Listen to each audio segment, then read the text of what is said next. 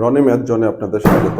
আজকে আমরা দেখব সরকারি মাধ্যমিক বিদ্যালয় সহকারী শিক্ষক নিয়োগ পরীক্ষা 2019। এই 2019-এর কোশ্চেনগুলো, অঙ্কের সমাধানগুলো আমরা একটার পর একটা করে দিচ্ছি। আজকে আমরা এই কোশ্চেনটা সমাধান করব অঙ্কের। আমি বিস্তারিতভাবে আপনাদের এটা সমাধান করব। আশা করি ভিডিওটা শুরু থেকে শেষ পর্যন্ত দেখলে আপনারা এখান থেকে অনেক উপকৃত হবেন এবং বুঝতে পারবেন। আর আমার বিষয়টা থাকে আমি পুরো টপিক ওয়াইজ না করে যখন যে কোশ্চেনটা করব সেই কোশ্চেনটা সেখান থেকে যেন বিস্তারিত অনেক সুন্দরভাবে আপনাদের দেখাইতে পারি, যাতে করে কি হবে যে একটা ম্যাথ যদি খুব সুন্দর করে বেসিক সহ আশেপাশে সবকিছু যদি শেখেন, ওইটা সম্পর্কিত আরো যদি দুইটা তিনটা কোশ্চেন যদি আসে সেগুলো নিয়েও আপনাদের আর কোনো সমস্যা হবে না, সেগুলো আপনারা সমাধান করতে পারবেন। এখানে একটা কোশ্চেন আছে, কোন ক্ষুদ্রতম সংখ্যাকে 18 ও 24 দ্বারা ভাগ করলে অবশিষ্ট যথাক্রমে 4 ও 10 থাকবে। তার মানে সংখ্যাটা যখন আমি 18 দিয়ে ভাগ করব তখন ভাগশেষ কত থাকবে? 4। আর ওই একই সংখ্যাটাকে যখন 24 দিয়ে ভাগ করব তখন ভাগশেষ থাকবে কত? 10। তাহলে আমি কি হচ্ছে যে 18 দিয়ে ভাগ করলে ভাগশেষ কত থাকবে? সংখ্যাটা 4। তাহলে আমি ওই সংখ্যাটা থেকে যদি 4 বিয়োগ করে দেই, যা থাকবে সেটা কিন্তু 18 দিয়ে নিঃশেষে বিভাজ্য হবে। একইভাবে ওই একই সংখ্যা থেকে যদি 10 বিয়োগ করি, বিয়োগ করার পরে যা থাকবে সেটাকে যদি 24 দিয়ে ভাগ করে তাহলে কিন্তু আর ভাগশেষ থাকবে না। ধরলাম যে এইরকম যে 40 একটা সংখ্যা, এটাকে আমি 18 দিয়ে ভাগ করলাম। কি হলো? 18 দুগুণে 36, ভাগশেষ কত আসলো? 4। তার মানে 18 দিয়ে 40-কে যদি ভাগ করি ভাগশেষ কত আসতেছে? 4।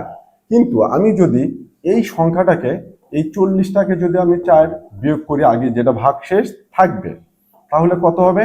36। তাহলে এই 36-কে যদি আমি 18 দিয়ে ভাগ করি তাহলে কি হবে? নিঃশেষে বিভাজ্য হবে। তার মানে যদি কোনো সংখ্যার ভাগশেষ থাকে, সেই ভাগশেষ যদি ওই সংখ্যা থেকে বাদ দিয়ে দেই তাহলে সেই সংখ্যাটা কি হবে? নিঃশেষে বিভাজ্য হবে। আশা করি বুঝাতে পেরেছি এটা। এখন আমরা এখানে দেখব সবচেয়ে ছোট সংখ্যা কত? 40। আচ্ছা, 40 থেকে তাহলে কি করব? 4 বাদ দেব। 4 বাদ দিলে কত হবে? 36। 36 ভাগ যদি আমি 18 করি, এবার কি হবে? নিঃশেষে বিভাজ্য হলো। একইভাবে এই একই সংখ্যা 40 নিলাম, বিয়োগ করব এবার কত? 10 করলে কত হবে? 30। 30-কে যদি আমি 24 দিয়ে ভাগ করি, কারণ বলছে যখন ওই সংখ্যাটাকে 24 দিয়ে ভাগ করবো তখন ভাগশেষ কত থাকবে? 10। তাহলে 40 যদি সংখ্যাটা হয়, 10 বাদ দিলে কত? 30। 30-কে আমি 24 দিয়ে ভাগ করতেছি, নিঃশেষে বিভাজ্য হচ্ছে না, দশমিক আসবে, এটা বাদ। একইভাবে এবার কি করব? 58 নিলাম, বিয়োগ কত করব? যখন 18 দিয়ে ভাগ করবো 58-কে তখন ভাগশেষ থাকবে কত? 4। এই জন্য 4 আগে বাদ দেবো, আমি 4 বিয়োগ করলাম, করলে কত হবে? 54। এই 54-কে আমি কি করব? এবার 18 দিয়ে ভাগ করব, সমান কত? 3, নিঃশেষে বিভাজ্য। একইভাবে এই 58 নিলাম, আবার বিয়োগ করব কত? 10। কারণ এই 58-কে যখন 24 দিয়ে ভাগ করব তখন ভাগশেষ কত থাকবে? 10। এই জন্য 10 আগে বাদ দিয়ে দিচ্ছি। কত থাকতেছে? 48। ভাগ কত হবে আমার? 24। এটাতে ভাগ করলে কি? নিঃশেষে বিভাজ্য হচ্ছে। 24 দুগুণে 48।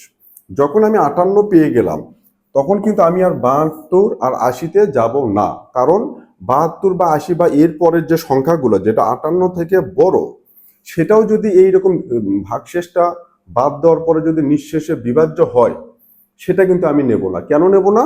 কারণ আমাকে বলছে এখানে ক্ষুদ্রতম সংখ্যাটা নিতে হবে। কোন সংখ্যাটা নিতে হবে? ক্ষুদ্রতম সংখ্যা। এখন এই যে 58 পেলাম, এই 58 যদি 58 বড় যদি কোনো সংখ্যা নেই, আমি সেই সংখ্যাটাকেও যদি আমি এইরকম 4 বাদ দিয়ে 58 54 হলো বা এইরকম বাদ দিয়ে সেটাকে 18 দিয়ে নিঃশেষে বিভাজ্য, একইভাবে ওই সংখ্যাকে আবার 10 দিয়ে বাদ দিয়ে যদি এটা নিঃশেষে বিভাজ্য হয়, তখন কিন্তু আমি ওই সংখ্যাটা নেব না, কারণ আমার এখানে 58 আছে। 58 এবং ওইটাও যদি একই রকম শর্ত দিয়ে যদি নিঃশেষে বিভাজ্য হয়, কিন্তু ওটা তো 58 থেকে বড়, আমাকে তো বলছে সবচেয়ে কোন সংখ্যাটা নেব? ক্ষুদ্রতম সংখ্যাটা নেব। এই জন্য এই ইয়েটা, এই 58 বড় আর নেব না। যখন আমি 40 থেকে চেক করব, 40টা দেখলাম হলো না, তারপর 58 যখন দেখবো যে এটা মিলে গেল, তখন এদিকে আর যাব না, সবচেয়ে ছোট সংখ্যা থেকে শুরু করব। আর এই অঙ্কটা রিটার্নের জন্য আসলে করা যাবে। আমি এটা ট্রায়াল এরর মেথড দিয়ে করলাম, আনসার দিয়ে কোশ্চেন ম্যাচ করাইলাম।